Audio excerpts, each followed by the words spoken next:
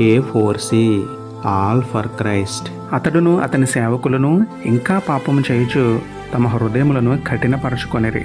నిర్గమకాండము 9:34. ప్రార్థన. ప్రేమమయుడే కృపమయుడే పరలోకమందున్న మా తండ్రి, మహిమగల మీ నామమునకు స్తోత్రములు దేవా.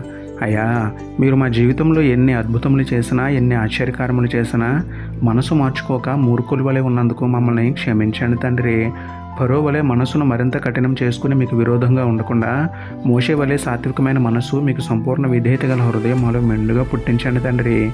ఈ రోజు నుండి ప్రతి పాపమును విడిచిపెట్టి మీ పరిశుద్ధ వాక్యమును మనసును పెట్టి మీ శిలువ మరణమునకు సాక్షులుగా జీవించే ధన్యత ఇవ్వమని వేడుకుంటూ, మీ పాదాల చెంతకు వస్తే ఎంతటి పాపినైనా క్షమించి మార్చగల దేవుడైన మీకే స్తుతులు చెల్లించుకుంటూ, నమ్ముటని వలనైతే నమ్మువానికి సమస్తమును సాధ్యమే అన్న విశ్వాసంతో యేసయ్య పరిశుద్ధ నామంలో ప్రార్థించి పొందుకున్నాము పరమ తండ్రి. ఆమెన్.